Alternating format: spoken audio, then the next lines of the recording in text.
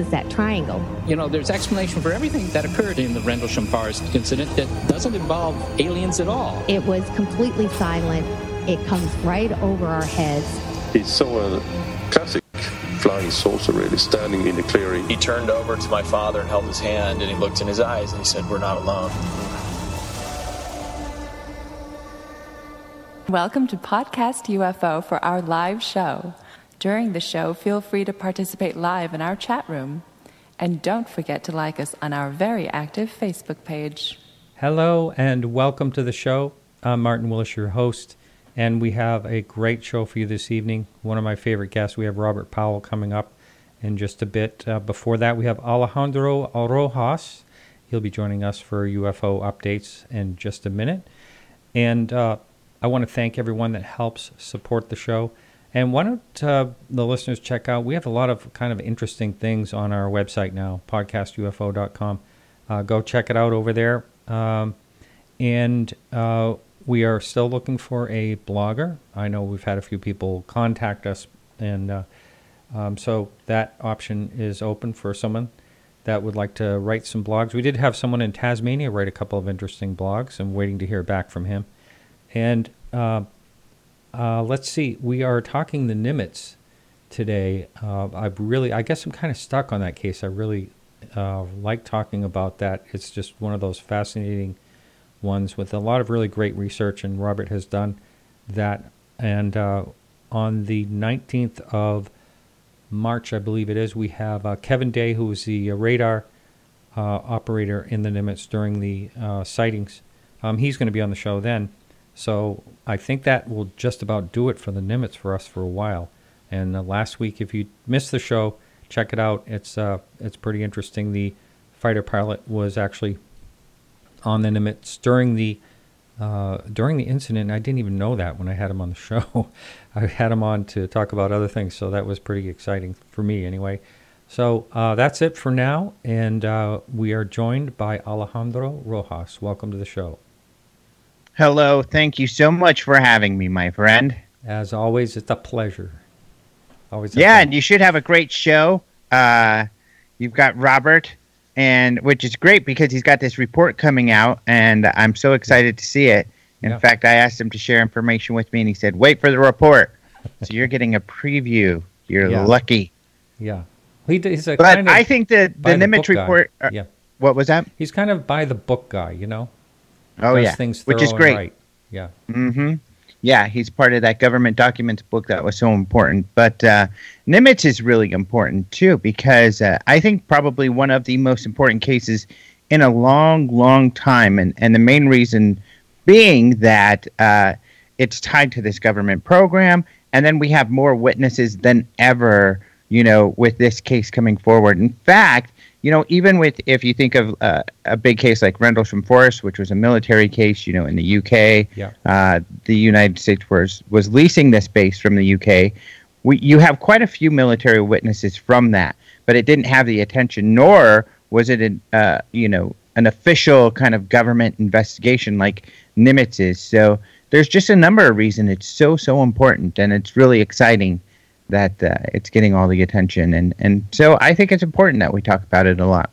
You make a really good point. I'm wondering if part of the reason Rendlesham Forest was not taking that seriously at the time is because it was not on our land. It was in England. I'm wondering if that's part of it. And I wonder if it would change today if that happened.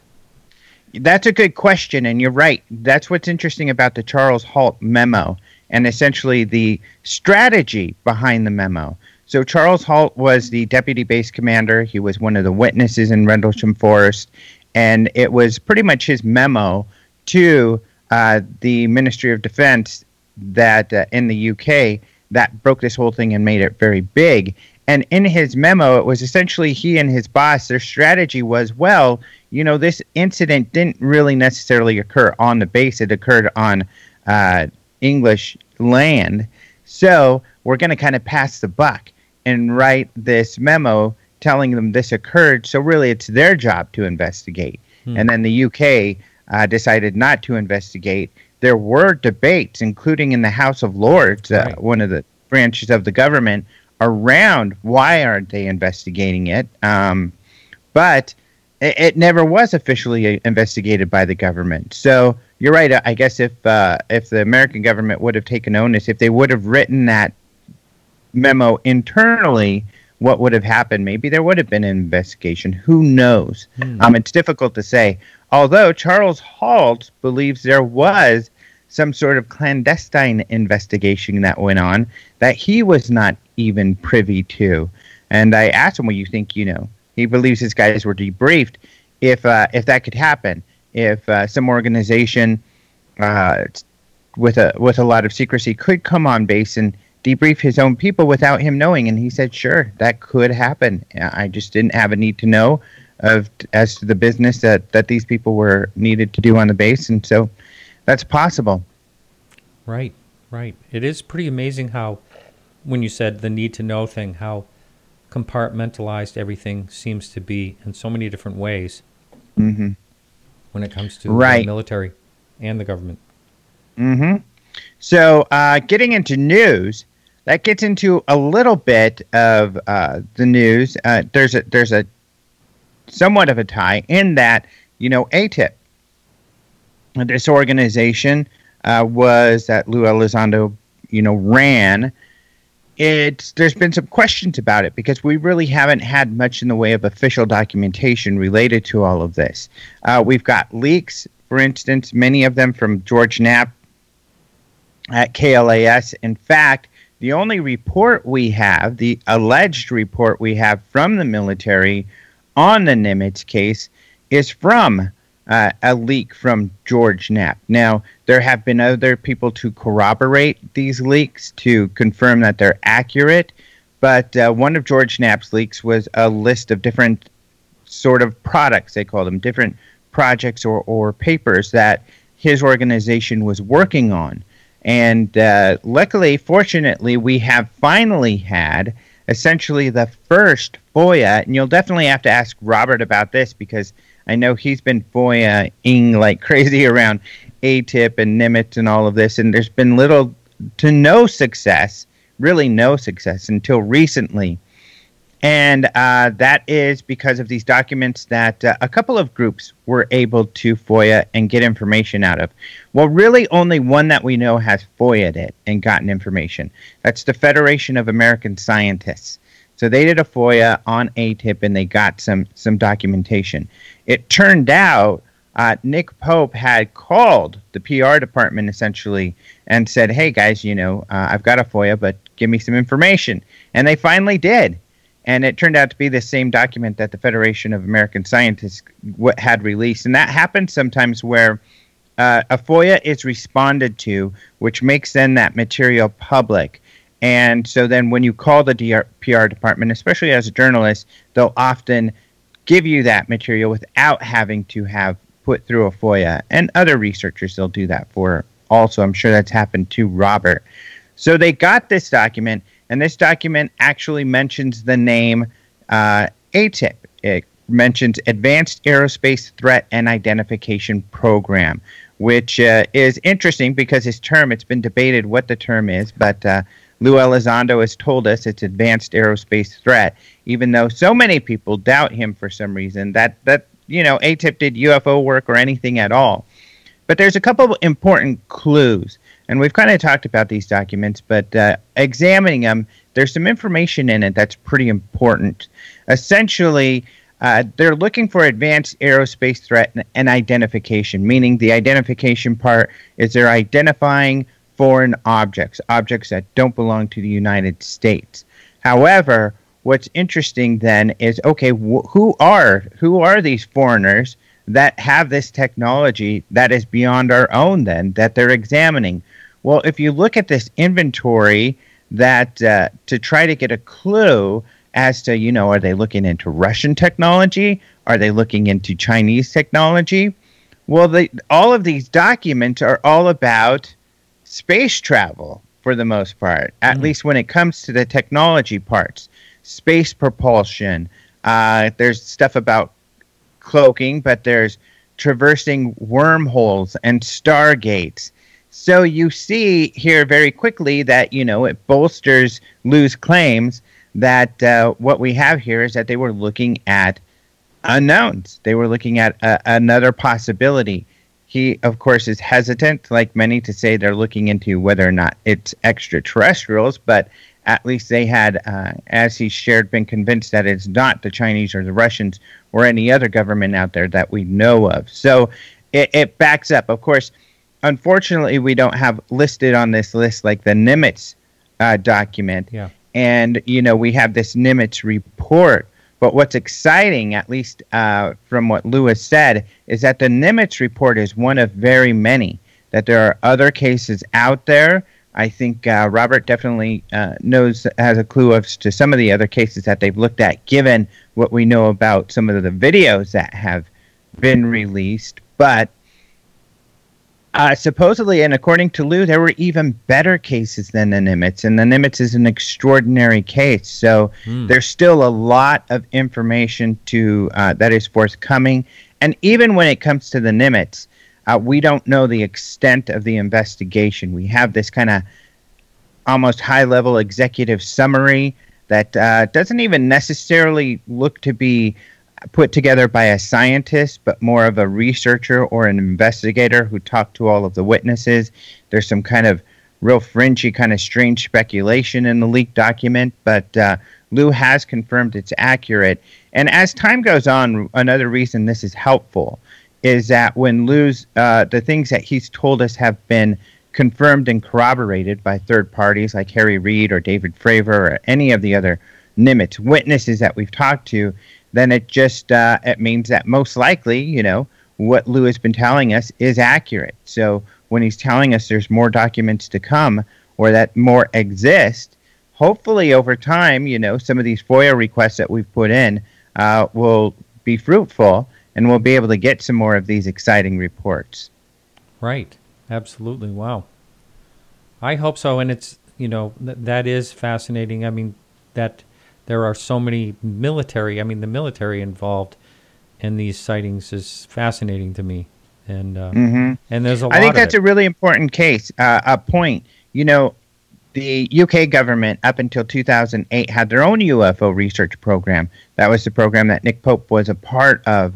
However, they closed their door at 2008. In 2008, they didn't want any more documents. But Nick Pope, for instance, although he can't point to this being, certainly the case, felt that more of what they were saying is they don't want public input anymore, that they've got enough information on their own. And it's kind of similar to what ATIP was doing, because ATIP was looking at military cases. And I don't think that's necessarily a bad thing, because when it comes to a military case, you're going to have more records, you're going to have more credible witnesses, you're going to have even more sophisticated equipment that is monitoring or gathering data, including video data on these cases. So these are going to be the strongest of the cases out there. And even if you look at Project Blue Book or a number of other cases that Robert has looked into, and his colleagues in his government documents book that they've put together, these are really, really strong cases. Do they point to an answer that we definitely know what's going on? They don't. But what they do point to is what Lou has shared and others, is that there's a mystery. There's an observed technology that we don't know what it is. But so far we have not seen anything, indicating, like, at least officially, that they've captured a crashed UFO or bodies or anything like that. But we do at least have that it's very substantiated that they've had these experiences with these unknown technologies that can outmaneuver our most sophisticated aircraft. Yeah, and do such mysterious maneuvers at that. Especially when we're going to be talking about that today at the Nimitz. Yep. Those are crazy. So I guess when it comes to news, there's a lot of news about these documents, about the crazy stuff these guys were looking into. Yeah. They don't get into some of the nuances like we're talking about, where it confirms the UFO side of things. However, what's interesting about the mainstream media is they have had no doubt, really, as to what Lou and Elizondo has said about his program, or that Harry Reid has said about the program, they really haven't doubted Lou when he says they investigated UFO in the mainstream media. So I think that's really important. And so when it comes to the mainstream media, these stories I think are really interesting. And it's great that, there's so much more getting out there. And people know that not only was the government or the military taking UFOs more seriously and the possibility that they're unidentified, but also these other technologies that would indicate how they might be getting here from there, but also how we might one day get there from here. Yeah. So all of that's important. But that's created a lot of stories. And then, of course, Blue Book is creating a lot of stories still. The Project Blue Book television show. In fact, there's a Washington Post story that just posted today. So we're seeing a lot of mainstream coverage from UFOs, mostly from Project Blue Book, the television show, but ATIP continues to get into the headlines as well. Yeah, great. Well, Alejandro, thank you so much. It's fun, as always, to have you on the show. I appreciate it. Yep, my pleasure. Have a great show. All right. I'll talk to you next week. Talk to you later. All right. Okay, everyone. So our guest tonight, oh, by the way, we were just speaking about the documents, and you can read those actually on my website. I have a PDF reader, so go to podcastufo.com, and it's titled, it's a second article down, FOIA reveals the DIA-funded research into UFO technology, and you can scan through that. It's only 5 pages, but you can scan through that document and check it out. It's really interesting. So our guest, Robert Powell, he is a charter member, a board member, that is, of the Scientific Coalition for Ufology, SCU. He's been the director of research at MUFON from 2007 to 2017 and created MUFON's Science Review Board in 2012. And it goes on and on and on. He's got quite and he's also part of the UFODATA project as well. And we have a lot to talk about. Welcome to the show, Robert. Well, hi, Martin. It's nice to be back. Yes, I think, you were on the show the week before the New York Times article came out, and all heck broke loose, as they say. You're right. We talked about the event right before the New York Times released the case. It was kind of coincidental. Yeah. I had been working on it since the middle of 2016, and then you and I talked the week right before, December 17th or 19th? It was 16th when that came out, so yeah, it was the week before, prior to that. So we have a lot of new listeners to the show, a lot of new listeners in the UFO field in general. So for the person, I want to start out by talking about the Nimitz case, and we will go into other topics, of course, but if for the new listener, in a nutshell, if you can talk about the Nimitz case, just and get them up to speed with, and then we can continue to talk about more details on that. Sure, I could do that, and if you would like, for your new listeners, I could give them a quick overview of my background, just so they know. Yeah, go ahead. You didn't pick me up off the street corner somewhere. Okay. Yeah. Actually, I became involved with the UFO topic in 2007. So I've been investigating it for almost exactly 12 years now. And I probably averaged 20 hours a week. My degree was in chemistry, and I became interested in this topic back in junior high when I read one of J. Allen Hynek's books. Oh. But, I put that on the shelf because, I had to get a job, raise a family, make a living. And I was fortunate in that I worked in the semiconductor field, making microprocessors. I was an engineering manager there. And I was able to retire early.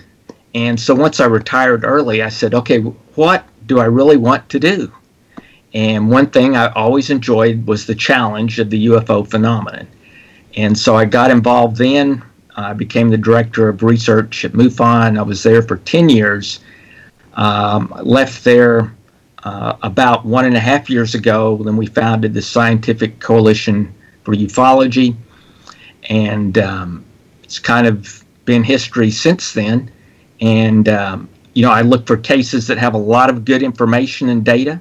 And the Nimitz case was one of them. So to give your listeners a feel for, how did I get involved in this Nimitz case? Well, it started back in the middle of 2016. So I'd heard about the case then, and I found the website that a lot of your listeners may be aware of now, which was a Navy blog site. And when I found that site, it was just full of Navy lingo, and it was talking about this UFO case. And the first thing I do on any UFO case is I try to filter through, okay, is this even worth my time? And I could tell right from the beginning, okay, this is interesting. Mm-hmm. So I started investigating the case at that point in time. That blog site had a lot of good information in it. And then I went and began sending out FOIAs. And I was on your show actually in December, right? Mm-hmm. When one of the guys who listened to your show by the name of Kevin Day contacted me. And he happened to be the senior chief who was over radar on the USS Princeton. And so just within a day or two of your show, he had posted something on your site. So I called Kevin, and then he told me basically his story of what happened. So I interviewed him in January of 2018. And as far as I know, I was the first person that interviewed Kevin. And it's always good to try to get all the information you can in that first interview, because, sometimes in our minds, right, it's easy for things to change. So you want to get that information while it's still fresh and virgin. Mm-hmm. So basically, this case involved a U.S. carrier strike group known as Carrier Strike Group 11. It was southwest of San Diego, right? Kevin Day was the senior chief over all the radar guys.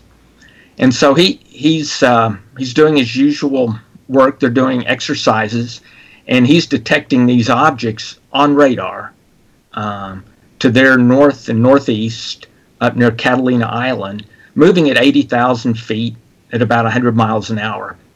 So the first thing they do is they double check the radar. They make sure it's not, problems with the radar. And as far as they can tell, the objects are real. But they pretty much ignore it because it's over 80,000 feet and it's not really bothering them, right? Well, on the day when they're about to have an exercise, a number of these objects drop from 80,000 feet down to about 20,000 feet and some down to sea level. And the time it took was 0.78 seconds, which is the number that Kevin had written down and remembered till this day. Wow. So to me, that was really interesting, right? I've already read this blog about it. Now Kevin's told me basically the same thing, and he has not seen this blog at that point in time. So I'm like, wow, this is pretty interesting. So the next thing I do is I managed to get a hold of a guy who was what they call a fire control operator, which you would think that means he controls fires on the ship, but that's not really what they do. They are basically part of the attack group, should they be at war. So these guys have access to the radar information too. And he basically tells me the same thing Kevin did. He didn't say 0.78 seconds. When I asked him how long did it take, he said, how long did it take you to put that thought together you just asked me? And he said, that's how long it took it to move down, to 20,000 feet. I said, okay, that sounds like about a second. So that's what kind of got me started on it. And we started putting everything together. We went and talked to Lieutenant Commander Slate, who was the other senior pilot, in addition to David Fravor, who was the commander of the squadron. And these two guys, and I know I apologize to your listeners the way I'm jumping around here, but I guess I've gotten excited about this whole thing. So to back up a little bit, right, radars pick these objects up. They verified it. A few days later, the objects are dropping down into airspace that an exercise is about to begin. So basically, at that point, Senior Chief Day goes to the captain of the ship, James Red Smith, and he says, okay, here's what's happening. I think we should engage these objects because they're a safety hazard. So the captain of the Princeton agrees. He contacts the Nimitz, and they send 2 aircraft, 2 F-18 Super Hornets from the USS Nimitz. And one of the pilots from that aircraft is the commander, David Fravor, and in the other airplane, sitting as the WSO, is Lieutenant Commander Jim Slate. So you got 2 senior guys, right, that are going out to check this. Now, they were actually already in the air when they received their order, so it's not like they just left the Nimitz. So they're already in the air, but they received this order saying, hey, we're going to divert you from your current exercise and send you to a real-life situation. And so they head out towards this object. Okay, up on Great. We're going to take a break right there. So they're heading out toward the object, and that's where we'll pick it up after the break. We have to take a break now. So we're on with Robert Powell, and we're talking about the USS Nimitz, and we will be right back right after this break. Clear. 3 minutes, gentlemen. Thank you. All right, so we have 3 minutes, and we'll talk about other things in this, Robert, and we'll pick that up right when we go back. So I wanted to see if there's any questions in the. There isn't at this point. So one of the things I mentioned when Alejandro and I were talking is there's a number of military sightings. You know, and it goes all the way back. You can talk about the Foo Fighters back in World War II and all that. But why do you suppose there's so many military sightings? I mean, am I wrong to say that there's many of them? No, you're not wrong. It's really hard to answer that question. I mean, because on the one hand, I'm sure there's even more civilian sightings, right? Yeah. But the problem with civilian sightings, it's more likely you can get a false report, which you don't get with the military. Right. And the other thing is, at least in the past, all your military sightings got recorded. And of course, today that doesn't happen, at least not in the public vein, until someone comes forth, like happened in this case. Mm-hmm. And also, Alejandro mentioned that there was some probably more exciting encounters than the Nimitz. Now I know that the gimbaled UFO image that we saw, actually was out on the New York Times website, and everybody's seen it, I'm sure, by now. That one in particular, that was off of Florida, and that was also a military gun camera footage, right? Right. That's correct. That was with another carrier strike group. In this case, the main carrier was the USS Roosevelt. Mm-hmm. And there was some it sounds like there was some similarities because there was other objects, just like, in the Nimitz. Well, they didn't see a lot of other objects, but I mean, they did on radar. And right. They, and actually, I had a guy in the service in the Navy contact me about that video right after it was released, and told me about the 4 other videos that existed. Oh, is that right? Wow. Yeah. I wonder how many we'll actually get to see. Well, we got to see one more, which was what they called their fast walker or whatever it was? Yeah, or whatever it was called, fast something, they named it. Oh, I see. And what were the particulars about that sighting in Florida? Do you know any more details about that? I mean, the main thing I know is that there were 4 other videos, one being the fast video, and there were 3 beyond that, but those have not been released. All right, and gentlemen. Whether or not they ever will be released, who knows? Okay. Gentlemen, we're coming back in about 10 seconds. Okay, very good. Thank you. Stand by. Yep. In 3, 2, 1, go. All right, welcome back. My guest is Robert Powell, and we are talking Nimitz right now.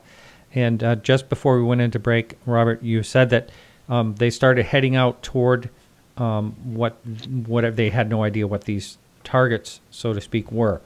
So you can go from there if you would. Right. So at this point in time, you had two F-18 Super Hornet jets with two senior commanders in each jet, and they're heading to the southwest of the USS Nimitz, about 50 to 80 miles southwest. And they know their target's at 20,000 feet. They don't know what the target looks like. So they get to the point because they're in communication with the Princeton, which is the main radar system for that strike group. And then as they approach the target, the Princeton tells them you have merge plot, which means that on the Princeton's radar, the F-18s and the unknown are both at the same location, which means they're within 1,000 feet or so of each other. So the F-18s just start looking around. Okay, where's this target? We don't see it on our radar, but the Princeton tells us there's a target. So as they're looking around, they see this object in the water, which the water was described that day as almost crystal water, very still, no movement, no waves. But yet in this one area, it looks like there's something. It's almost what the commander thought was perhaps a commercial airliner had crashed and was under the water, and this was the water breaking over the jet. Pardon me, didn't he also? Didn't he? It's not what I've seen, but I think I read somewhere that it almost looked like it had wings too, like going off to the side like a cross or something. Yeah, I understand what you're saying. It's not clear to me, exactly if he could truly make out the shape of what was under the water or not. Mm-hmm. But I have heard that. Yeah. But they do know there's water under the object. It's causing breaking of the water as the water slowly moves over it. So, they're looking to see, okay, what's happened? Is a boat sunk? Is a plane crashed? And as they're looking, they suddenly see this other object just zipping around right over the water. And it's moving in a totally random manner. As Commander Fravor described it, it's almost like a ping pong ball, the way it moves around. It suddenly changes directions. And so he decides that he's going to head down and get a closer look. Because remember, they're at 20,000 feet because that's where the target was originally found. And he sees this object near the water's surface. So he drops down. Commander Slate and the other pilots stay at the 20,000 feet. And this is kind of typical military operation, the way they operate in a combat type situation. So he drops down. And as he's moving down towards the object, Commander Fravor notes that this tic-tac shape, which is the way the object looked, suddenly it turns one of its points towards him, and to him it looked like it recognized that he was moving towards it. And the object at that point begins to move towards him. And it's almost like they're doing a pirouette dance as he's moving down towards it. It's on the other side of a circle moving up towards him. And this continues, and they're always staying on the opposite sides of the circle. And at this point, he's probably around 10, 12,000 feet, and he decides to cut across the circle to get to the object. Well, at that point in time, as he's dropping down rapidly towards the object suddenly just makes a slight move, and then it basically takes off and here's the key thing, as Commander Fravor described, is the object disappears in basically 1 to 2 seconds. And he described it as, if you're at an air show and you're sitting there and jets go by you, it takes 10, 11 seconds before they disappear on the horizon. But he said this is not what happened here. This object was gone in 1 to 2 seconds. Well, meanwhile, right, you've got Lieutenant Commander Slate, who's up above from a totally different altitude, different perspective. He describes the same thing. He describes it as like a bullet shot out of a gun. So you've got two experienced guys, two different angles, two different altitudes, seeing the same thing happen.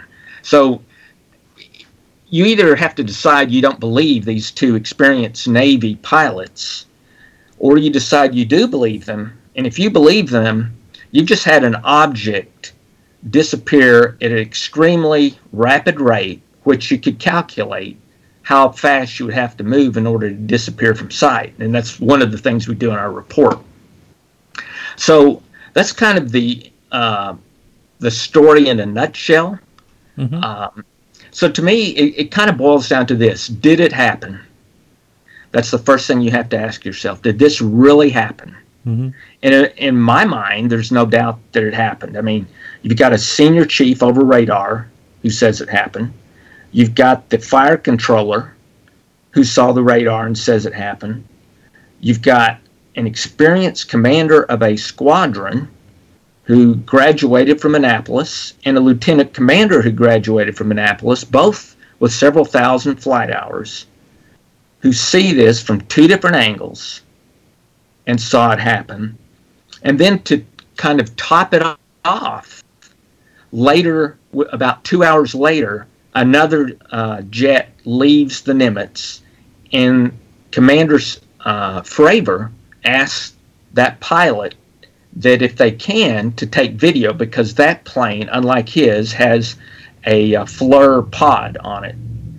And they pick up an object which David Fravor and Jim Slate says is the same type of object they encountered, and that shows up on their video. So when you take all those together, right, you can kind of, people like to say, well, maybe this didn't happen on a radar, maybe this didn't happen with Commander Fravor, maybe this didn't happen with Lieutenant Commander Slater, this didn't happen with the video. But you can't say all these maybes and combine them all together to try to explain away an incident that happened. So in my mind, there's no doubt it occurred, and the issue is that the United States Navy has that information. That radar data, the raw data, was not thrown away. So there's a lot of scientific information that could be obtained from that radar data. Exactly how did the object move in 0.78 seconds? Was it a linear movement, or was it a, kind of a sudden step type movement? And when the planes engaged the object, what was the radar picking up? And meanwhile, there was also a what they call a Hawkeye aircraft. It's similar to basically a plane with radar in the sky. 24-foot dish on the top. Yeah, 24-foot dish or so. And it has a lot of electromagnetic information that it captured.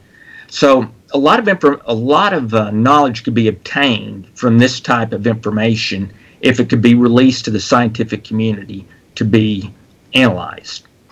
Mm-hmm. Mm-hmm. We have a number of questions. One in chat just came in, and you were talking about the camera running out there and getting some footage. And so Lorraine in the chat room wanted to know how do you know of purposeful upgrades to cameras to capture better footage, and if anyone is working on it? I think she means in the military. Do you know anything about that? I mean, they're pretty sensitive now, right? Right, they're very sensitive now, and they were sensitive then. Everyone that I talked to, and I interviewed Lieutenant Commander Slate, I interviewed Kevin Day, I interviewed, also Jason Turner and Gary Burris, and all of those guys saw the video on board the USS Princeton. And in the case of Slade, it was on board the USS Nimitz. And every one of them said that the video was of much higher quality that they saw than what has been released. Oh, so I see. Mm-hmm. I'm sure the video is better quality. As to what happened, why it is not of the same quality as it was that they originally saw, I can't answer that. That might have been like infrared or something, or some other type of spectrum they were recording in on the one that's available. And well, and they were both. My understanding is they were both in infrared, but that the infrared video is much more clear than the one that was released. Too bad they didn't release that one. That's the one we want to see, right? Yeah. Well, I think it's the same video. I just think the video's been degraded. The other thing that all of the witnesses indicated was the video was much longer than the video that was released. And Commander Slate gave a very good reason for why that would be. Because he said, if you're going into a situation, whether it's combat or whatever, you don't wait until you get into the situation to turn on your recorder. You do that as soon as you leave the ship. And so the video would have begun but prior to what we are seeing. Right. It would have begun as soon as, it started showing up. So the video was clearly cut at some point. For whatever reason, I don't know. That question came up to Lou Elizondo, and he said that they will only declassify segments at a time for some reason, and I have no idea why. Maybe it's something technological that they don't understand and don't want to release it. Who knows what that reason would be for. You mentioned Commander Slate. Also, I know there was a female, I think she was the wingman, and it was her first carrier deployment. And she was actually the pilot in Slate's aircraft. Oh, okay. So he was what's called the WESO or whatever, the weapons. Right. Yeah. The weapons system officer. Yeah. So she's not talking. Do you know anything about her and why was she terrified? Do you know anything about that? Well, I know the identification of both other pilots, but neither one of them wants to talk. So I honor their privacy, sure. And I have not, I don't intend, the SCU does not intend to violate their privacy. So I would just be speculating as to why she doesn't want to talk. I just know she doesn't, and we're honoring that. Yeah. Now, how early on did, obviously they weren't told to not talk about the incident, which I think is kind of interesting. But, and I understand there was some footage on YouTube pretty early on. I don't know for sure if it was Nimitz or what, but it was something similar to that. But when do you know that people started talking about it? I mean, 2004 is quite a, 13 years ago, 14 years ago, almost 15. Did people start talking about it right away? Do you have any idea about that? I would have to go look at our report to give you the exact date, Martin. But I believe it was first talked about in 2007. There were discussions on Above Top Secret, that site. There were also discussions we found on Facebook back then, and those the latter, the former, Above Top Secret's kind of a UFO type site, right? The latter on Facebook was on a Navy Facebook site, so that was just basically Navy guys saying, "Hey, do you remember this? Do you remember what happened?" That kind of thing. So let's talk about your report. Is your report just a factual thing that anyone can research, or how does that work? Well, the report is over 250 pages. Wow. A lot of those are appendices. The bulk of the report, the main body, is 20 pages. And the appendices basically support the 20 pages that are written. That's a lot. And so we wrote it basically as much as we could in the way you write a scientific paper. And we've had a peer review within the Scientific Coalition for Ufology, because within our organization we have multiple PhDs in physics, oceanography, and other areas. And, they're familiar with sending papers out to various journals. So we've written it in that manner. So it'll be taken more seriously, basically, right? Right, yeah. We don't we don't jump to any conclusions. We just kind of state the facts and do calculations based on the information we have available to us. So that's how the paper's written. As far as information, I mean, 99.9% of everything that we have there, we had available to us back in March of 2018. But we've spent this last 9 to 10 months basically writing, developing the paper, and having it peer reviewed within our organization. So it's not like we will be releasing some information no one has heard before. We're just putting it together in just a concise package, more or less. I see. Now, is there, as far as you know, is there any misconceptions about the whole event out there that's like rumors traveling around, or has it been pretty close to factual? Well, that's a difficult question because I don't know what all rumors. I avoid somewhat the social media sites because they're black holes that you can just get sucked down into. Yeah. And there's very little value in that.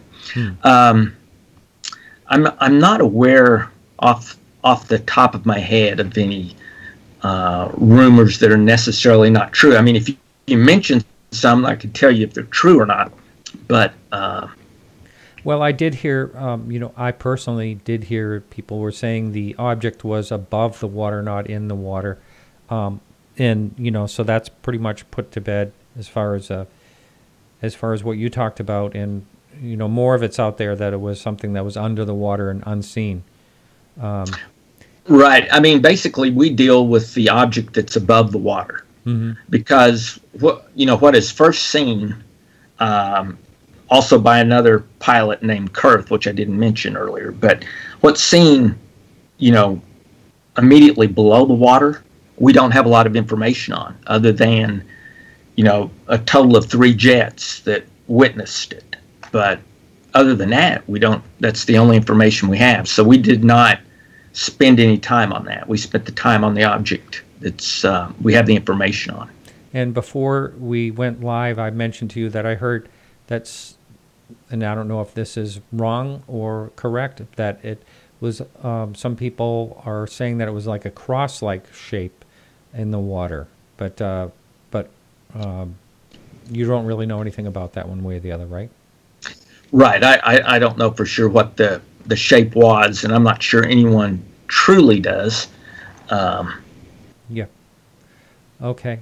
So we have a couple of questions that came in, and from Carrie, and this one here is, what is your opinion on how the Tic-Tac objects seem to be one step ahead of Commander Fravor by reappearing at the Combat Air Patrol rendezvous location before he arrived there? That was pretty amazing.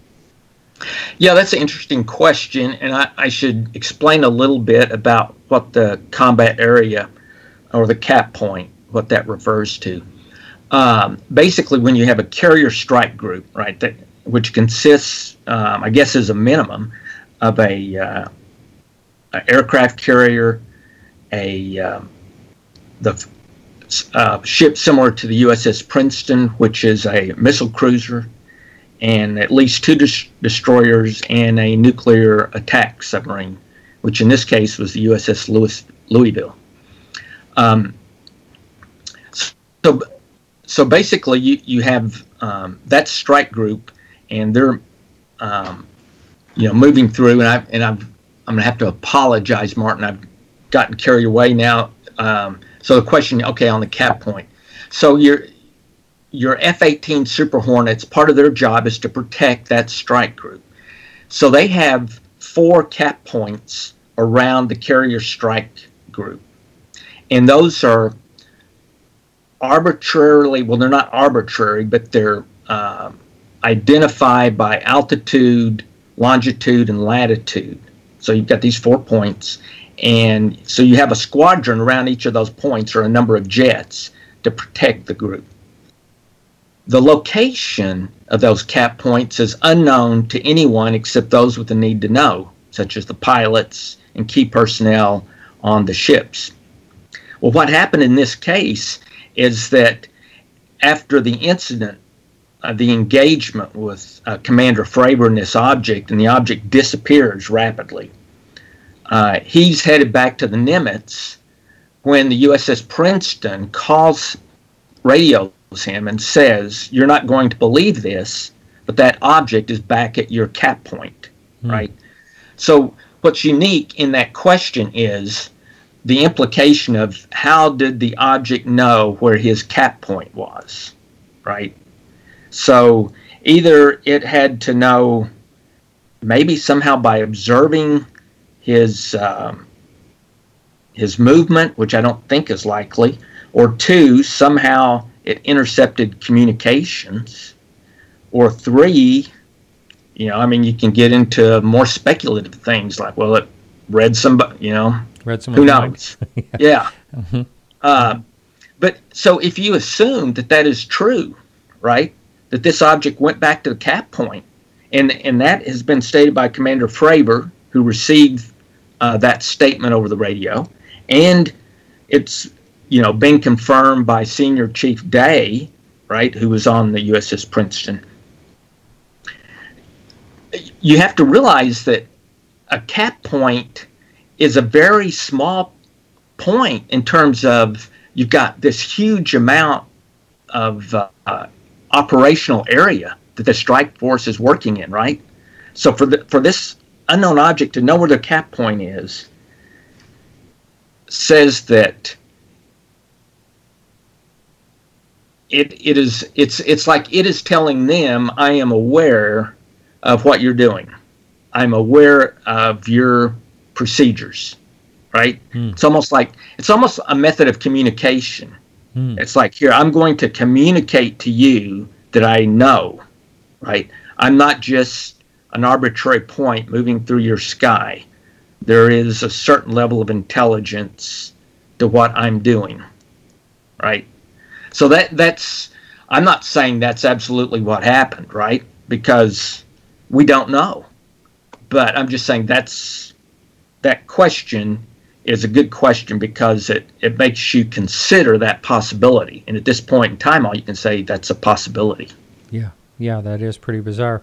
The one thing that I'm a little bit confused about is during the exercises they were flying, they talk about that they're armed with something, and they're surprised that they're armed. Do you know anything about that? No, they're not armed. They're not. They are not armed. None of the aircraft there are armed. They're near U.S. territorial waters, and as Commander Fravor explained, that would be very unusual for them to be armed while they're doing practices. Yeah. Then I guess that's one of the things that I heard that is not true. Right, that's not true. As a matter of fact, Lieutenant Commander Jim Slate indicated they were not armed, and Commander Fravor made a point of saying the only armament he had, he would have to hammer off of his plane because it was a training missile that was attached to his plane and could not be fired. The training missile, okay. Yeah. And there's also a time in some of the documentation where the female pilot, she's concerned because as they're moving into this area, right, and they don't know what they're coming against, they're assuming the possibility that perhaps it's a aircraft, kind of like 9/11, right, something like that. They have no idea. Thoughts are running through their head. That they might have to use their jet as a battering ram, right, because they don't have weapons. I see. We just got a couple minutes left until we go into break. And there seems to be a lot of activity they were out toward Catalina Island, not far from it. And it just seems, now there's even a UFO tour you can take there. And there's been so much activity in that area. That's pretty strange, huh? Going back, I know there was a great film back in the 1960s, I think it was. Do you know if there's, is this a constant area of like what they call a hotspot? Are you aware of that? Yes, I've got a little bit. I haven't seen the film you referred to, but we have a different project at in the SCU, and that project is we're looking at what you call USOs. Mm-hmm. So these are reports of underwater submerged objects. Yeah.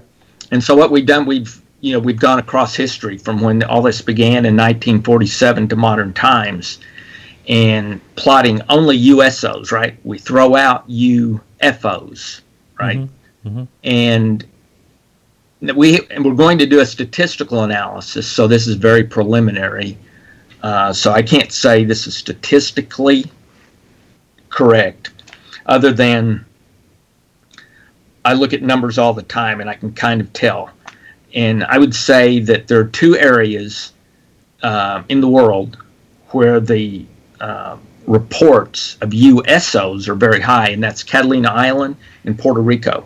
Wow. Those two areas have many more reports than their population justifies, right? Mm-hmm. Because normally reports are based on population because people make incorrect reports. So the more people you have in an area, the more UFO reports, the more USO reports. Yeah. But Catalina Island, Puerto Rico have much more than their population justifies. Interesting. And it's really unusual underwater. There's that underwater forest out there and all that. That's really interesting. Okay. Yeah, I don't know the reason behind it. Yeah. All right, we're ready to go into break right now. My guest tonight is Robert Powell, and we'll be right back right after this break. Hang in there. Clear. 3 minutes, gentlemen. 3 minutes. I'm going to get a drink of water. I'll be right back. Okay. All right, everyone. So we are still live, and we are going to take a look, see if we have any questions here. We're going to be taking calls after we come back. I think this case, I know we've talked about it for a couple of weeks now, considering last weekend, but I do think it's a really good one. Later on in the show, we'll be talking about other UFO, not incidents, but we're going to be talking about, I think we're going to get into the triangle UFOs also, because that is another thing that Robert Powell has looked into. You back? I am back. So, yeah, we have 2 minutes left to this break. And I guess in this break, can you tell, I think you said you were really young and you read a J. Allen Hynek book. Is that really what, did you kind of have some type of fascination in the whole thing before, or was that you had no clue about it ahead of that? No clue. Yeah, till I read that book. How about and that? it was just logical, right? I mean, I just read through what he said, and I said, well, there's got to be something to this. Mm-hmm. Mm-hmm. Now, in your travels, have you ever had any ridicule for looking into the subject? Oh, I mean, there's always, it's kind of like behind the scenes. You know, if you tell, just like all of us have, right? If you tell somebody that you look into this subject, you know, you can just kind of tell that the wheels are turning and they're like, Yeah. Not everyone, though. I think, some people find it very interesting and, Oh, yeah. Yeah, especially if they're someone who had a sighting. And, oh, yeah, those people, yeah, they really enjoy it. And I give library talks all the time. And after my talk, there's always one or two people that comes up after everyone's left to tell me their case. Yeah. They wait till everyone leaves. They feel more comfortable. Yeah. I was at an auction last weekend, and someone that works at this auction gallery, they know she actually had a sighting herself. And she was so excited to talk to me. She goes, "Oh, my daughter had a UFO sighting. Oh, my God." She was telling me she pulled over, and she said she got out of the car, and the thing went right over. She was no sound, and she said she tried to take pictures, and they came out horrible. If there was some lights, and who knows what it was. But it is interesting that there are so many sightings. I think we're going to go back in about 10 seconds, right, Bill? About 30 seconds. Oh, is that all right? Okay.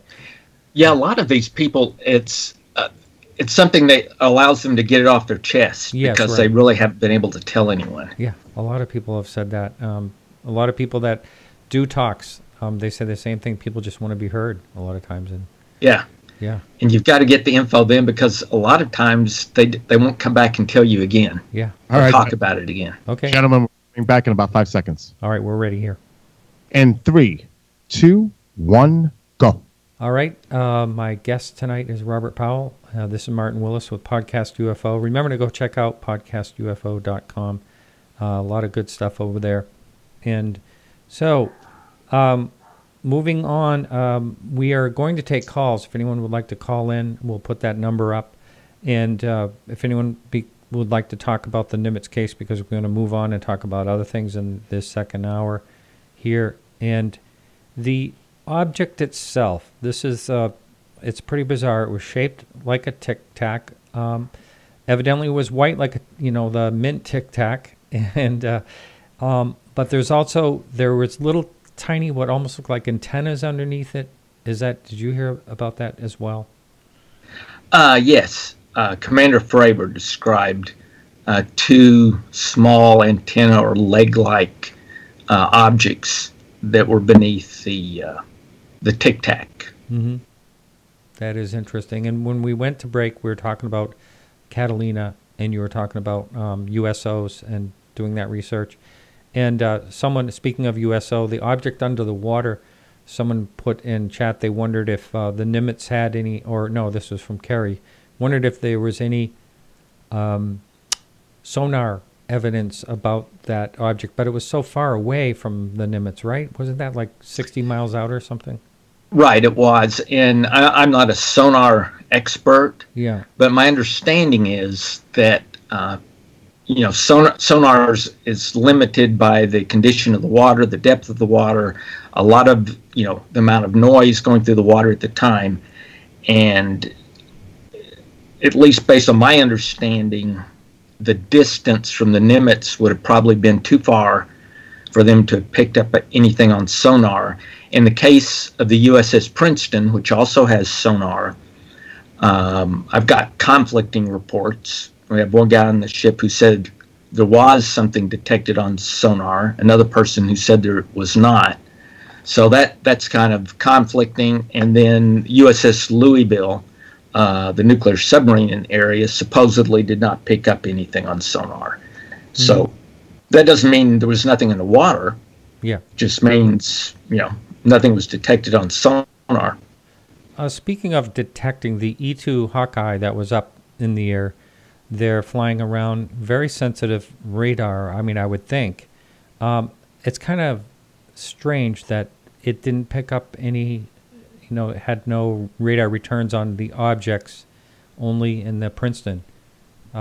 Any reason for that in particular you know of? Well, let me explain. That's not totally correct. Okay. But, well, for starters, the USS Princeton has the most powerful radar. This is what's called the Spy-1B radar. It's the most advanced radar around. I mean, that radar system was used I think it was in the 1990s, I'm not sure the exact date, to actually shoot down a satellite in a test that the Navy ran. Yeah. Wow. So they've got, it was state of the art.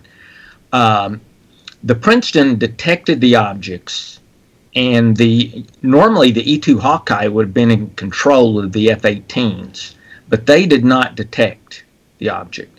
But the Princeton gave them information on the exact location, and I'm not sure exactly what they did to narrow the radar beam to that location, but once they did that, they were able to detect the object. But they did not have as strong a signal as what the Princeton had. I see. Uh-huh. And then the other thing to note is that the Aegis system allows all the ships of the strike group to be aware of what the radar from all the systems are seeing, because all the radar from all these systems is coordinated. So you have the Hawkeye, Really? Oh, wow. right, the aircraft carrier, you have the cruiser, and I'm sure it's classified. I don't know how the algorithm works that takes the data from all these different sources and displays it. And but at any rate, that's kind of the story on the Hawkeye. Now, I understand that after the incident, it appeared like at one point, I don't even know when it was, and this may be just another one of those things out there that may not be true, but they saw like dozens and dozens of these objects at one time. Is that true? On the radar, I mean. Kind of. On radar. Yeah, let me explain it. Yeah. Okay, so Senior Chief Day was the one who first was monitoring them, and he had indicated when I interviewed him that over the course of 3 or 4 days, he had seen a total of about 50 objects. Wow. But that doesn't mean it's 50 different objects, right? Mm-hmm. The most he ever saw at one time, he said, was 11 objects at one time on radar. Mm. He would see as few as 3 or 4 to as many as 11.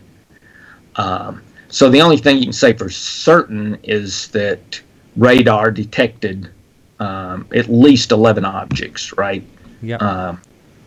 I see. But that number 50 comes because he's added up all the objects he saw over 3 to 4 days. I got it. We have a call. We have a caller on the line, do we? Hi, this is Steve. Hi, Steve. We have another call coming in, too. I'll have to hold on that. Steve, where are you calling from? Oregon. Hi, welcome to the show. You have a question for our guest? Yeah, sure. I just first thank you. It's a really interesting show. I do have a question. How do you know you're not looking at the outside shroud of a really advanced drone, something Skunk Works came up with? Right. The main reason, I guess, that we don't believe we were looking at a drone was because the acceleration that we calculated for the object, and we did acceleration based on what the radar saw. We did acceleration based on how quickly it disappeared to the 2 different commanders' eyes that were in the aircrafts. And we did it based on the video that was taken. The accelerations were well beyond what any drone could withstand. So that's why we believe that. Well, I just wonder about something that Skunk Works had created that is so far advanced, like, nuclear power, where it has a really small footprint, and it's just a lot of electricity and engines. And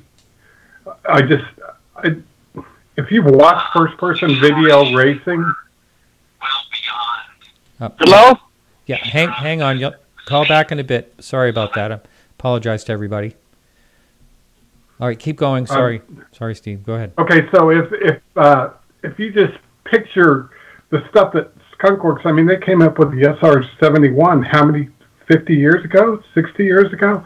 Mm-hmm. And look how that moved. I'm just trying to make a point. Yeah, our drone technology can't do that, but Skunk Works, I mean, it's the same folks that land cars on Mars. Are we sure that that's not? Well, I understand what you're saying, and like in the case of the SR-71, that was advanced. No one knew about it at the time, but the level of advancement was not a order or multiple orders of magnitude beyond our current capabilities. If you understand what I'm saying, it's not like, okay, here's something that's physics, at 2.0. It was basically an extension of what we already had capabilities with. In this case, in addition to the extreme acceleration, the speeds were so high that any object, for example, we have hyper aircraft that can fly at Mach 7, Mach 10, right? This was well beyond that. And it was at such speeds comparable to what a meteorite moves to the atmosphere. So these things should have been a ball of fire. Wow. They should have just incinerated in the atmosphere. There should have been a sonic boom and an explosion of air that should have just wiped everything out around it as it moved through at that kind of a speed.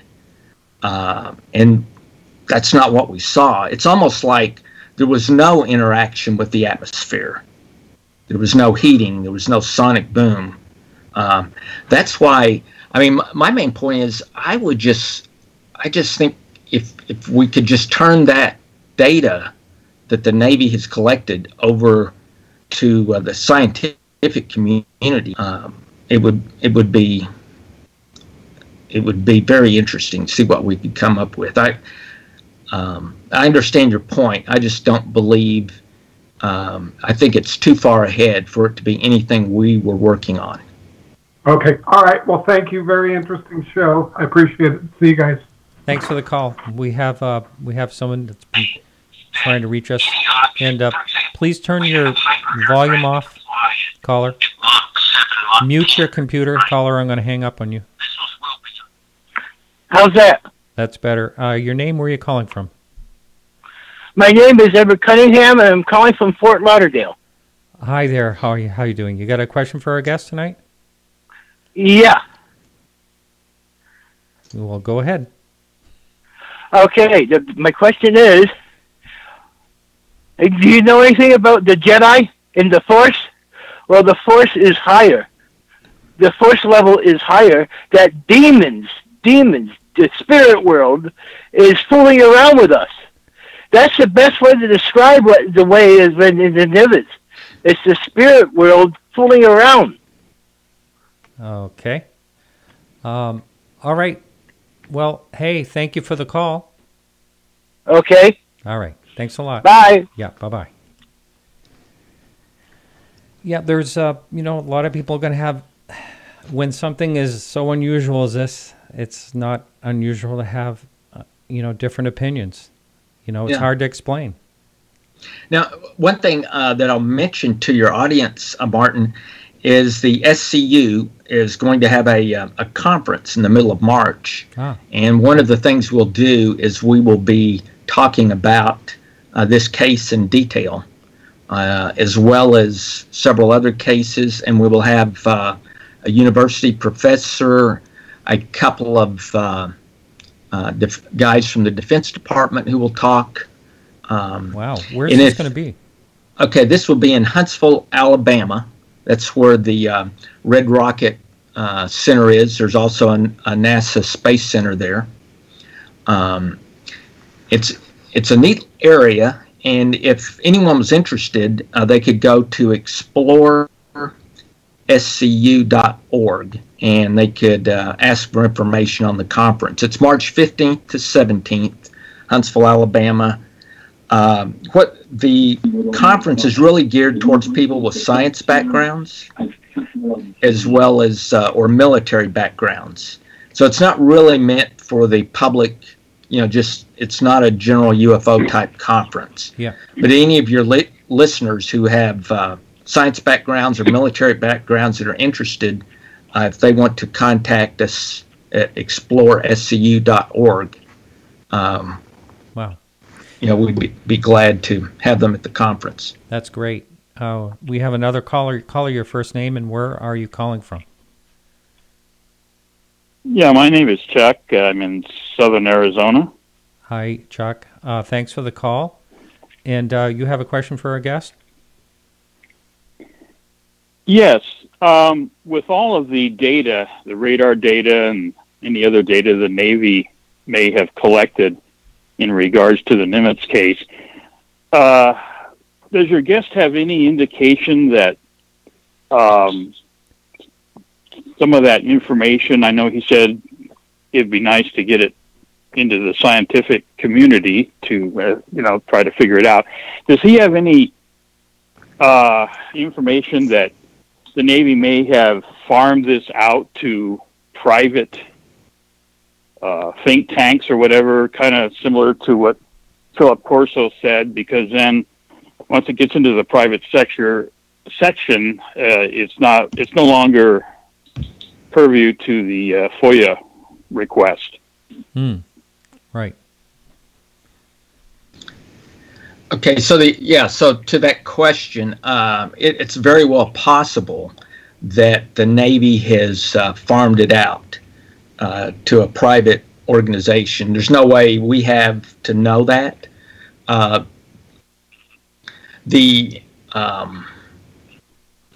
I just believe that the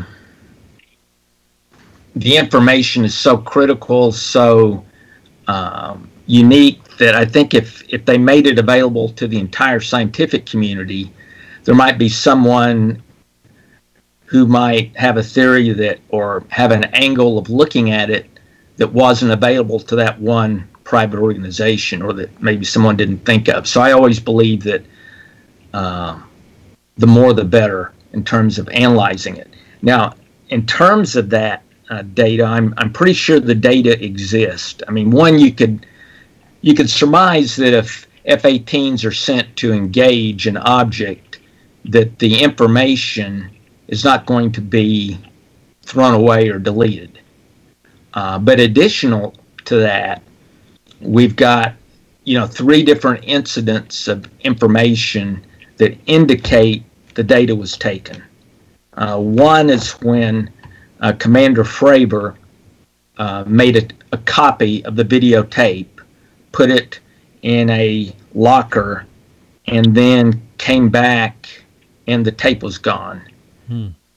Then we also have the case where the senior chief the next morning went to review all the audio logs, which is all your audio communications within ship and between ships. It's always recorded, and that was deleted. That was gone, which is very unusual. And lastly, the fire control operator who is in control of all that data says within 24 hours of the event, a helicopter lands on the USS Princeton, and basically 2 gentlemen not in uniform ask him to provide all his data to them and to delete the data that he has. Really? Wow. Yeah, so those 3 incidents. Now, here's what's really interesting, and this was found by a gentleman named Robert Klin. He did some research, and this was on another missile cruiser named the USS Vicinus. And I don't know if any of your listeners know, but back in the late 1980s, one of our missile cruisers shot down an Iranian commercial airliner accidentally. In the late 80s. In that incident, within 24 hours, a Navy helicopter or someone's helicopter lands and removes all the data from the USS Vicinus. And of course, that data was later, analyzed by Congress because there was a huge investigation. But it does establish that when something very unusual happens, they can come and confiscate, the information. Wow. All right, Chuck, any other questions? Well, just not so much a question, but a comment that, I thought this Nimitz case, and which seems like we've got most of the information on that, and, the fact that they were seeing it on radar several days. I remember Commander or Chief Day saying that they were watching these objects for several days, and Commander Fravor and the other Navy pilots were vectored over there because they wanted to get basically some eyeballs. They had it on radar, but they wanted to get some eyeballs on it to see it. And their descriptions of the flight behavior, I know Commander Fravor has said that he saw no typical propulsion, propellers, jet engines, rockets, nothing. But yet this thing was moving around, and that kind of technology is, I think it's light years beyond anything that we have, or even like the skunk works. And like your guest mentioned, the speeds and everything else just pretty much defy aeronautical physics, and at least that we're aware of. And I just don't think we've got that kind of technology. So it's be interesting that, it might eventually come out that what these things are, but it's extremely fascinating. And my opinion is they're And I think Commander Fravor even said that he believed that it was something not of this earth, and his little kind of comical comment about he'd sure like to fly one sometime. Yeah. And I appreciate your time. All right. Hey, thanks for the call. You bet. All right. We have another caller on the line. Caller, where your first name and where you're calling from? My name is Richard. I'm calling from San Diego. Oh, San Diego. Richard, welcome to the show. You have a question for our guest? We have another call coming in. A lot of calls coming in. We can only take one call at a time, just to let you know out there. All right, go ahead. I was just curious what the opinion of you guys is as to why the fighter weapons school at Top Gun and the Air Force One at Red Flag don't take any interest in this from the standpoint of if they were created to make sure that our fighter pilots aren't outmaneuvered in the sky, why is it that from the time that Fravor trapped after that incident, not one senior officer above his rank has ever come forward and asked him to talk about it to them? Interesting. Yeah, that's a good question, and personally, I think it goes back to a term that a guy by the name of Billy Cox coined that I like. It's called the Great Taboo, and that's just our society. Within our society, when this phenomenon began in the late 1940s, it was considered seriously. But then once it reached a point where media turned it into kind of a joke, right? Little green men and little aliens running around. It's almost ignored. I mean, I've had a Navy guy talk to me about cases where they went to all quarters on an incident with a flying disc, and then he asked the captain, "Should I log this?" And the captain's response is, "No, I want to make admiral someday." And I'm not trying to say the military would say you're not supposed to talk about it. It's not that at all. It's just like in civilian life. If you go talk to your friend in public, not over coffee, but you stand up and you start to talk about UFOs, you're going to, there's this taboo of, oh, this is a crazy subject to talk about. And I think that same mindset exists in all people, whether they're in the military or civilian life. And so just like you may have a senior officer and you may have another officer that thinks, okay, we should check into this, but as soon as he bounces it off the first guy, it's like, why are you talking about this? Let's just forget it and get on with our work. I mean, Commander Fravor kind of points that out when he says, after this event occurred, he kind of put it to the back of his mind for a long time because they were getting ready to be deployed to the Middle East, and he had other issues, to worry about. This was not something he could control, so off they go. Well, so I guess my point kind of is the fact that if the military and their elite pilots whose responsibility it is to make sure our pilots aren't being outmaneuvered aren't going to be concerned that these vehicles could have air supremacy over our planet without even trying, why doesn't the ufology community try and escalate the issue publicly? Because, I mean, look how ridiculous we're going to look someday if vehicles have air supremacy over our planet and our military wouldn't do anything about it, and the people just sit there and ignore it too. I mean, extraterrestrials won't even have to try. I mean, we'll literally hand it to them. Yeah, that's an interesting topic that I could talk about for almost an hour. I think the technology, as the other caller mentioned, is so far ahead of us that there's really nothing that that we could do to try to maintain air superiority. If this, if another intelligent species came to our planet, whether this is the incident or it's some other incident, any intelligence capable of getting here is going to be orders of magnitude more advanced than us. And the only thing we can do is just hope that they are, friendly and not unfriendly. I really don't think there's anything we could do, even if that was, even if we wanted to. Yeah. Thanks for the call. A lot of good questions. I appreciate it. Yeah. Thanks. So we have a lot of people trying to call in, and which is good. But I just want to tell the caller, people that are interested in calling in, a couple of things. First of all, make sure that the show is muted. If you are watching on your computer or whatever, and you're using your phone, just make sure you're away from the sound so it doesn't feed back. I can only take one call at a time, so you can keep trying to call in if you'd like, and I'll add you to the call when I can. We have a new caller on now. What's your first name and where are you calling from?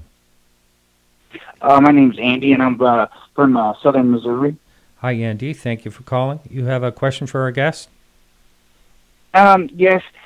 At the point that kind of the scout, well, I'm calling it a scout. I don't know if this is for what it was, but at the point when it left Fraser's point of view, kind of when he says it took off straight across. Obviously, they were, they seen the spot in the water. Do you guys think that was a UFO in the water? And if so, do you think that we're going to get more information on that? Because I can't see them just leaving that spot in the water if they had no hopes of chasing that scout thing. You know what I mean? Yeah, I understand your question, Andy. We have so little information on what the object was in the water that there's not much I could do, even speculating on that. So, do you think we might get information or videos of that later? I guess that's kind of hard to... Right. I don't think so. I don't even know that the Navy has any additional information on the object in the water beyond what the pilots saw. Didn't that disappear after he circled around too? Yes. After the Tic-Tac took off, both pilots, they went back to where the object was in the water to see if it was still there. And the water was, fine again. So the object, whatever was in the water was gone. So there was nothing else they could do then, so they headed back to the Nimitz. Oh, I did not know that. Thank you. Anything else, Andy? It's a great show, guys. Yeah. All right. Okay. Thank you. Thank you. All right. So, as I said before, the line was ringing off the hook. I know there's a lot of people trying to get in. It's open now. If anyone would like to try, I don't know if you you want to head on to other topics. It seems like we could talk about this certainly for the whole entire show, just because it's so interesting. One thing that I was thinking of, though, is that it almost stands to reason, with such an incredible sighting, with such credible witnesses, that they would have taken more interest in, keep trying to rendezvous with when they would see these things showing up on radar and try to get more information on what the heck they were. That's the same thing I would think, Martin. And of course, I don't know truly, because I'm not privy to what all the Navy or the military has done or has not done. But the only thing I can say is that we do know, right, there was a similar incident that happened in 2015. Looks like you've got another caller, so I can stop and... Yeah. Hello? Okay, so I'm live? Yes, caller, your first name, where are you calling from? My name is Quentin, and I'm calling from Hampton, Virginia. Hi, Quentin. We also have another caller just joined as well. We'll be back. Quentin, what's your question for our guest tonight? I know y'all got short time. I just started looking at this podcast probably within the last half. Now, I'm not sure the first time I was seeing Mr. Powell, but basically I just wanted to get his intake on three quick questions because they don't take long to answer them. What did he think of Bob Lazar? How, if he can name three interesting cases that he investigated on or he know about, and see how they have what he think of them 3 of his best cases, and Travis Walton and Rendlesham Forest and Betty and Barney Hill. If he could just touch on them. That's quite a bit to cover, and we have someone else trying to call in too. Why don't you pick one of those you want to throw out there? Okay. What did he think of? What did he think of Bob Lazar, and if he can touch on the Betty and Barney Hill case? How's that? All right, sounds good. Thanks for the call, and you can just listen right off the air if you would. Okay. All right, thanks for the call. Okay. I'll answer those quickly, Martin. Bob Lazar, he has never said anything that piqued my interest, is my comment there. In terms of 3 interesting cases, I would say I'll give 4. The Stephenville case of the year 2008, the Aguadilla case 2013, the current Nimitz case, and then the in 1957 the RB 47 case. As far as Betty and Barney Hill, I mean, that was the first famous case that involved abductions, and my background's kind of hard science. I'm not a psychologist or a sociologist, so I may have my own personal theories on that topic, but I've got plenty to do on the other parts of the UFO phenomenon, so I avoid the abduction subject.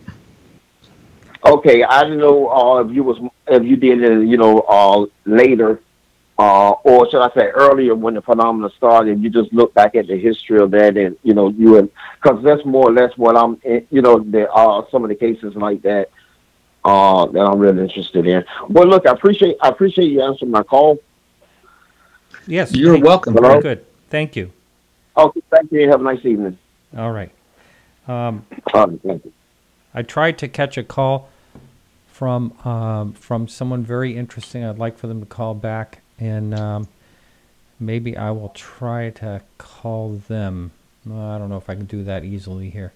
Well, while you're trying that, Martin, I could answer the question you'd brought up before Quentin came on, and that was, why wouldn't the military get very interested in all of this? And I was saying there was a similar case that happened in the year 2015, right? It's some people call it the Gimbal case. Yes. And basically, same thing happened. Hang on just a second here. Okay, go ahead. Sorry about that. Same thing happened, and as far as I can tell, we were no more prepared for that incident as we were the first incident.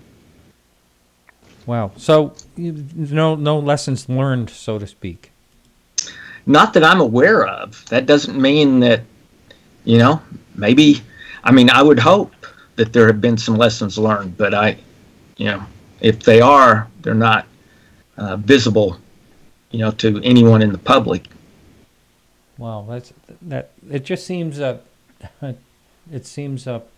would say irresponsible is the best way I could put that. It just doesn't seem, when something like that happens, you just think that would be such a lesson learned. It's kind of incredible. Well, it really goes back to 1970 when the Air Force decided to get out of the investigation of UFOs, at least publicly. And their basic argument was, we have no evidence these pose a risk to national security, number one. And number two, there was no evidence that they could, no hard evidence that they could establish the phenomenon was real, right? Okay. And so they dropped out of the, at least the public investigation of the UFOs, although we know they continued investigating. Yeah, that's right. It makes me wonder, too, are they investigating now? It's pretty interesting. My view is pretty much they've got so many of their own problems, right? Problems with Russia, problems with China, problems with getting, their next defense budget in, all these kind of things, that they don't want a problem that they can't solve, right? So why deal with this? Especially if they don't believe it's a national security issue.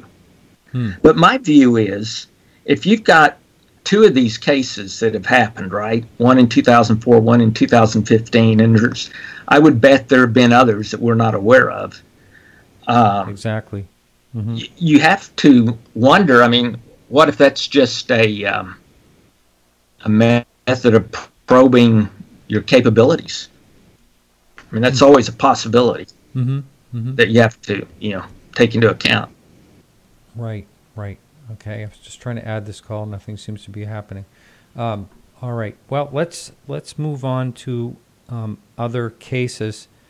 And we mentioned earlier in the very first part of the show that you've looked a little bit into the topic of triangle UFOs. Is that right? And what are your thoughts on a lot of people say they're military, secret military. That's what you hear the most, I think.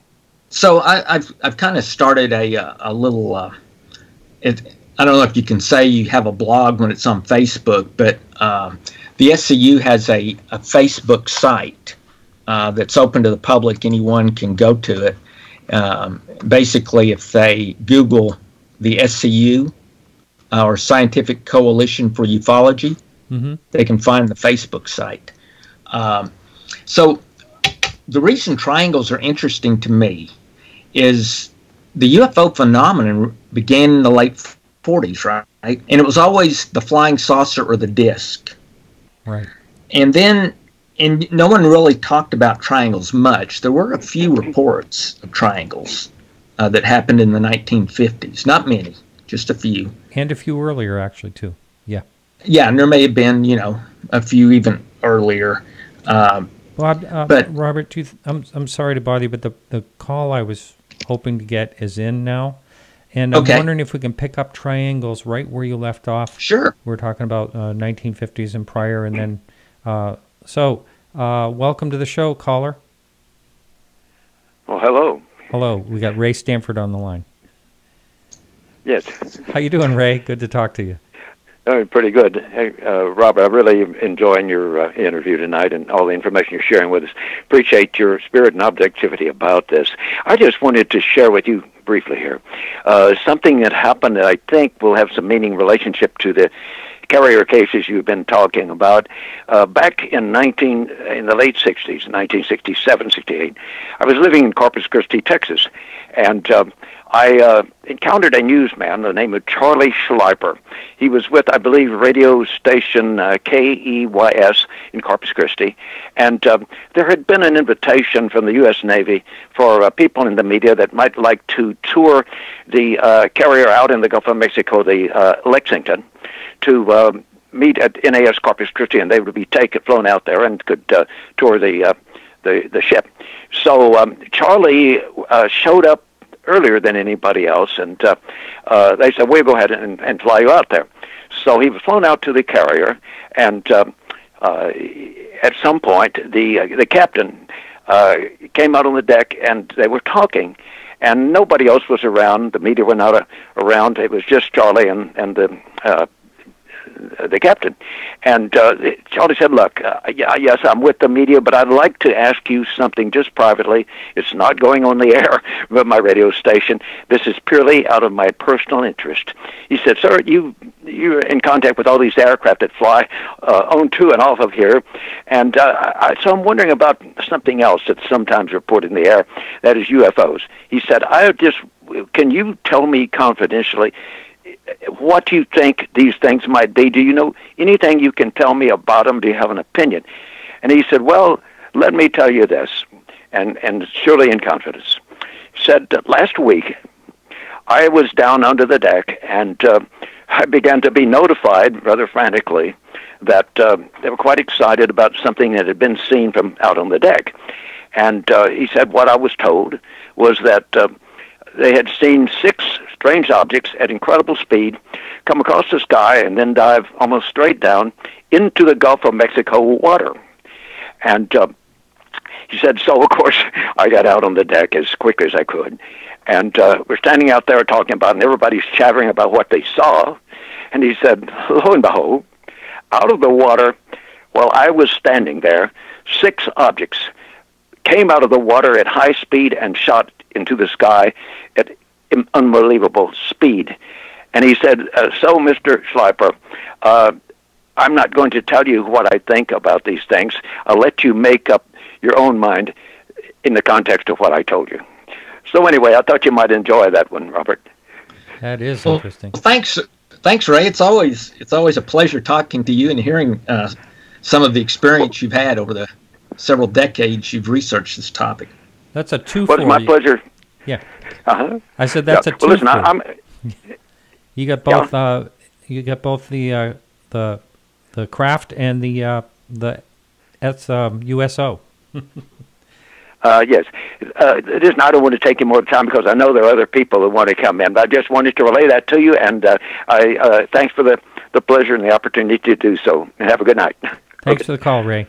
Talk to you soon. Always like Ray calling in. He's great.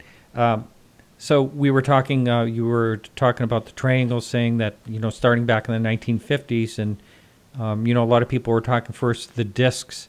And I've always wondered, it's almost like they come out with a new model, the triangle.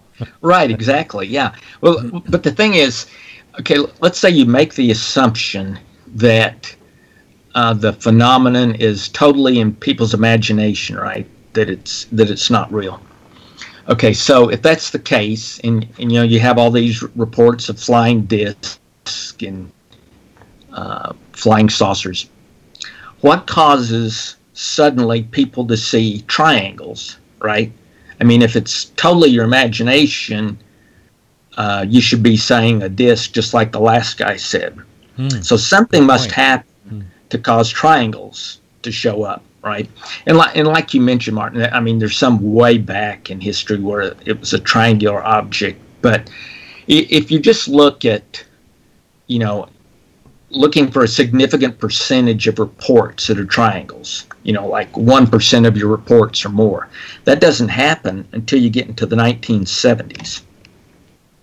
So one of the arguments, of course, is that, that must be, the B-2 bomber under development, right? Or the what's the other one? The F-117, which was a fighter triangular type aircraft.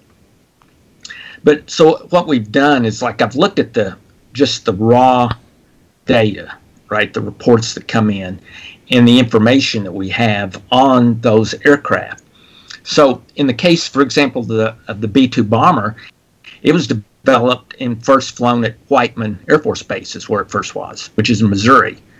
And their military operating area there is a large one, but it's in the Missouri, Kansas, Arkansas area. So if they're going to fly the B-2 before, people officially, quote, know about it, that's where they're going to fly it. They're not going to fly it in civilian areas. Same thing for the F-117. So what I looked at is during the 70s, the late 70s, early 80s, because these aircraft were released in the early 80s and developed in the mid to late 70s.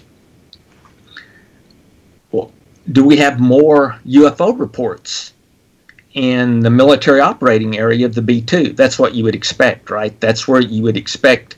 That's where the bulk of your reports come from. Well, when you look at it, that's not the case at all.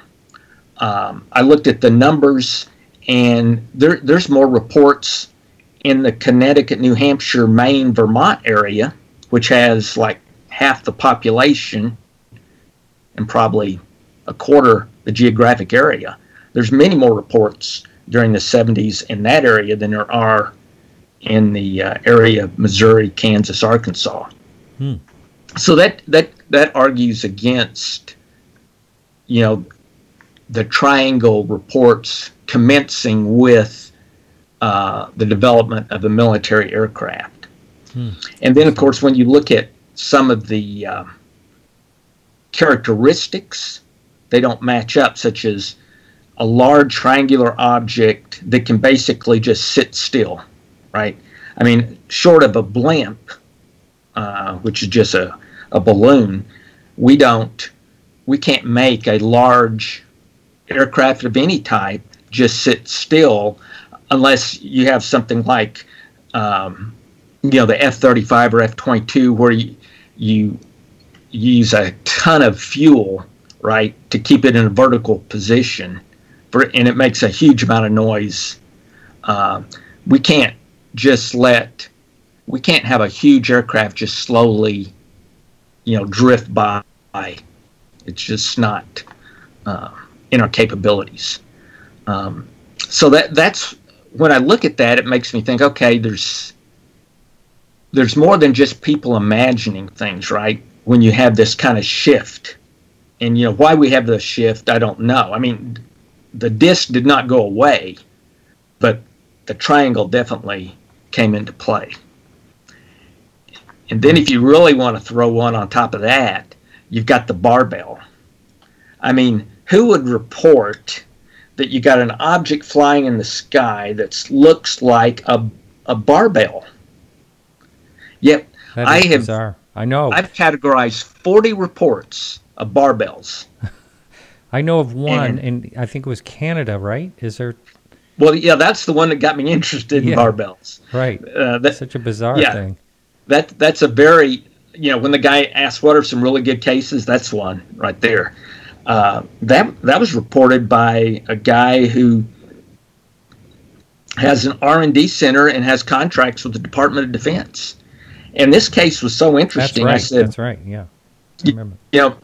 When I first heard about it, Phil Leach, who was MUFON field investigator in Indiana, had first heard about it, and talked to the guy. So I said, well, I'm gonna go meet the guy, because I just want to know, is this real? I mean, does he really have contracts with the Department of Defense? Is he really who he says he is? And I met the guy, and it was all just like he said he was. He had no motivation for making this story up. He didn't need money. And of course, as you know, Martin, you don't get money making these stories up anyway. All you get is ridicule. I got to tell you, I've had about 4 or 5 emails where people have written me an email saying that they will sell me their UFO story. I said, thank you very much. Yeah, there's a lot of people I think there's money in UFOs. And yeah, I know. It's pretty funny. Okay. Yeah. We have a friend of the show, Lee Spiegel, was listening. He was just texting about his triangle UFO. Did you ever hear that one? It's a really good one in South Carolina. That was in 1975. Go ahead and tell me. I think I may have heard it, but you might have to remind me. Yeah, that was back in 1975. I'm pretty sure. Yeah, 1975 was in North Carolina, and basically he was standing with some police officers, and the thing just floated right over them, and it shined down the light right down by their feet, and then later officer saw it, and at a different location, and took out his flashlight and flashed at it. And it was something else. Anyway, he's listening to the show. But it was a great one. Just to comment on that type of case, to me that indicates the object's pretty close to you when it can shine a light on the ground, right? Yeah. That's one of those. That's the type of case that, and I haven't gotten all the details from Lee, but I'm sure this is one of those cases where it's so close and there's so much information on it. You have only one of two possibilities: either Lee saw what he says he saw, or he made up a story. There's no other possibilities. And those are my favorite type of cases, where you're so close, either you believe the witness or you don't. Yeah. I believe someone was trying to say that was a kite. I may have that wrong, but I mean, a lot of times people will try to come up with, again, like,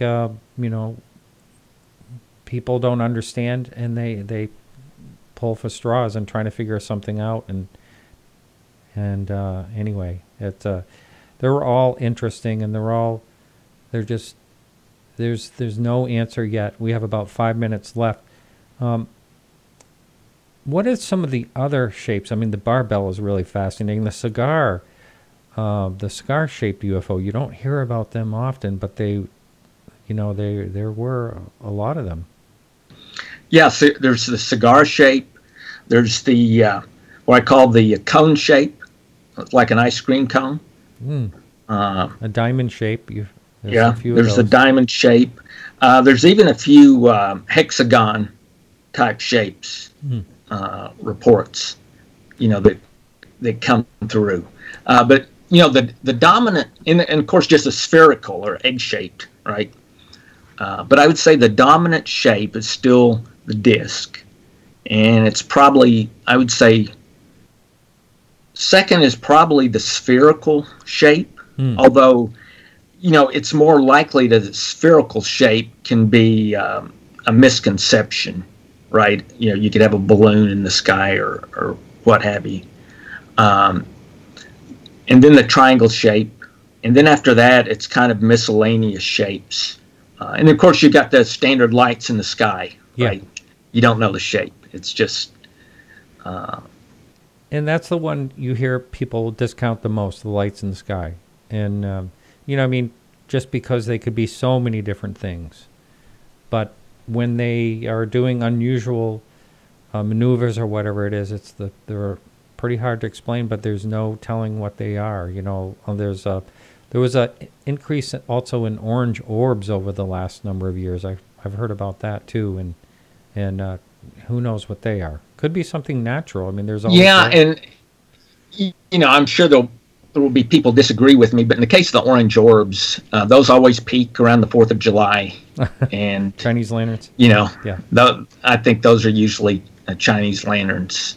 Yeah. And for anyone who hasn't seen a Chinese lantern at night, it's pretty amazing. They are. I mean, if you don't know what you're looking at, it will make you take a breath. Yeah, there's a video on YouTube where there's a family and there's one that goes up, oh my God, it's a UFO, and they're like almost crying and everything. It's pretty funny to watch because you can tell clearly in that particular one that it was a Chinese lantern. The first time I saw one, it was like, wow, what am I seeing? And then, and that was basically around the 4th of July too. Yeah. So we have a lot to contend with. And also, we have drones now to deal with. And who knows what we're going to have with our last guest was talking about, secret military projects going on. You never know what you're going to see in the sky. So we have a lot of things that we have to weed out a lot more as we go along. And the SCU, we have like 2.5 minutes left here. Can you explain basically how that came to be? Yeah, the Scientific Coalition for Ufology is a group. We have 45 to 50 members. Wow. It came to be basically when I left MUFON, Richard Hoffman, Morgan Beale, and a couple of other guys. We wanted an organization that was more science-based. And so that is the full objective. I mean, currently we've got, I think, 11 different PhDs. Almost all our members have bachelor degrees or above. Most are in the sciences. So we have people in everything from oceanography to geology to astronomy to chemistry, mathematics, and physics. All of these guys are interested in the topic. We have one of our members is in NASA. We have another member who's in the European Space Agency. I didn't know you had someone from NASA. That's interesting. Wow. Yeah, so the topic of UFOs is interesting. As a matter of fact, at our conference we're about to have, we have a guy from NASA who was going to give one of the talks. But then the media, the guy had written a paper, and the media distorted what he said. They throw in aliens and little green men and little gray men and everything. And NASA reacted to that by telling him that he could not go talk to the conference because they were worried, right? Even though we're not allowing media at the conference, they were worried that, it would get all distorted. So it really affects this whole thing about,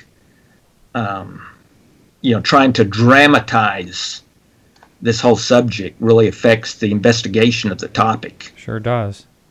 And with that, we had a wonderful show. I want to thank you so much, Robert. It was a real pleasure.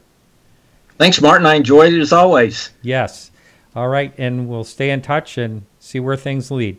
Thanks again. All right. All right. Thanks. All right, thank you. Take care. All right, everyone, so that's it for the show. Thank you so much, and we'll be back next week with our friend in Chicago, Sam Maranto, and he's always fun to have on. And I want to thank everyone that helps out with the show behind the scenes, and you, the listener, thanks so much. And we'll be back again every Tuesday at 6 to 8 p.m. Eastern Standard Time. And thanks for listening. And remember, everyone, to keep your eyes to the sky. And it hits me, oh my gosh. This Clear. Is that triangle. Excellent show, gentlemen. There's explanation for everything that Thank occurred you. in the Rendlesham Forest. Have a great night, incident Martin that doesn't and Robert. involve aliens at all. Right. It was Thank you. completely silent. Good night. It comes right over our heads. He saw a classic flying saucer really standing in the clearing. He turned over to my father and held his hand, and he looked in his eyes and he said, "We're not alone."